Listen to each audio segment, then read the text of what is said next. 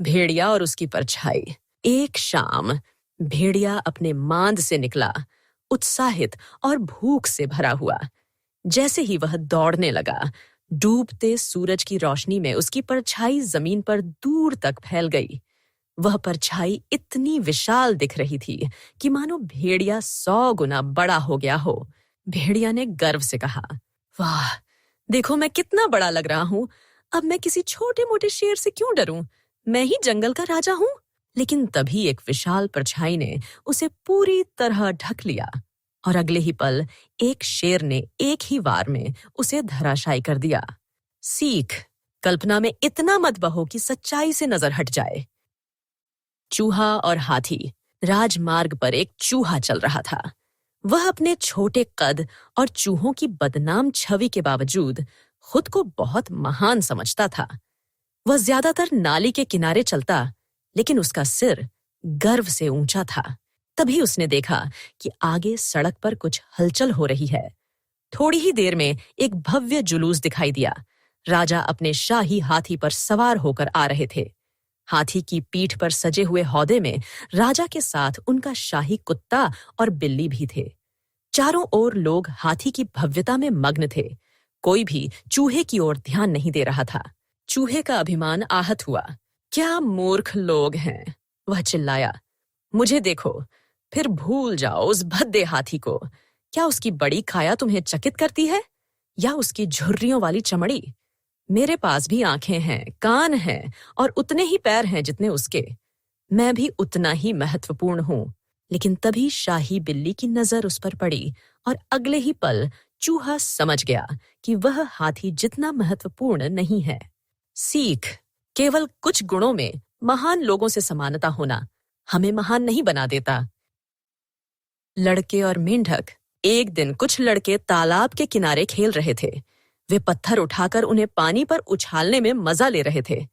पत्थर तालाब में तेजी से गिर रहे थे और लड़के खूब हंसते खेलते रहे। लेकिन उस तालाब में कुछ मेंढक भी रहते थे। हर पत्थर उनके लिए डर का कारण बन रहा था। वे कांपते हुए पानी में छिपे हुए थे।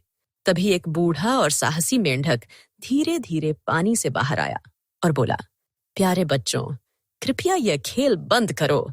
तुम्हारे लिए यह मजा हो सकता है, लेकिन हमारे लिए यह मौत जैसा है। सीख, हमेशा सोचो कि कहीं तुम्हारी खुशी किसी और के दुख का कारण तो नहीं बन रही।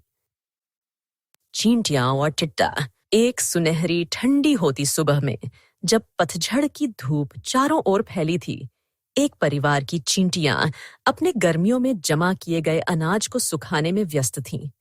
तभी एक भूखा टिड्डा अपनी वायलिन को हाथ में लिए उनके पास आया और विनम्रता से खाने के लिए कुछ मांगने लगा। क्या? चींटियां चौंक कर बोली, तुमने सर्दियों के लिए कुछ भी जमा नहीं किया। तुमने पूरा गर्मी का मौसम आखिर किया क्या? टिड्डा कराहते हुए बोला, मैं खाना जमा नहीं कर पाया। मैं तो संगीत बनाने में इतना व्यस्त था कि कब गर्मी बीत गई पता ही नहीं चला। चींटियां नाक भौं सिकोड़ते हुए बोली, संगीत बना रहे थे, हाँ? तो अब नाचो।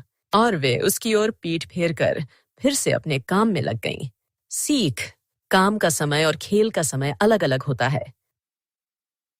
मूर्ति को ले जाता गधा। एक पवित्र मूर्ति को मंदिर ले जाया जा रहा था।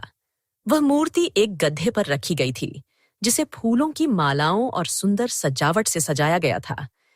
मूर्ति के साथ पुजारियों और सेवकों की एक भव्य शोभा यात्रा चल रही थी। जैसे ही गधा सड़क पर चला, लोग श्रद्धा से सिर झुकाने लगे या घुटनों पर बैठ गए। यह देखकर गधे को यह भ्रम हो गया कि लोग उसकी पूजा कर रहे हैं। इस गलत फहमी से उसका घमंड इतना बढ़ गया कि वह रुक गया और जोर जोर से रेंकने लगा।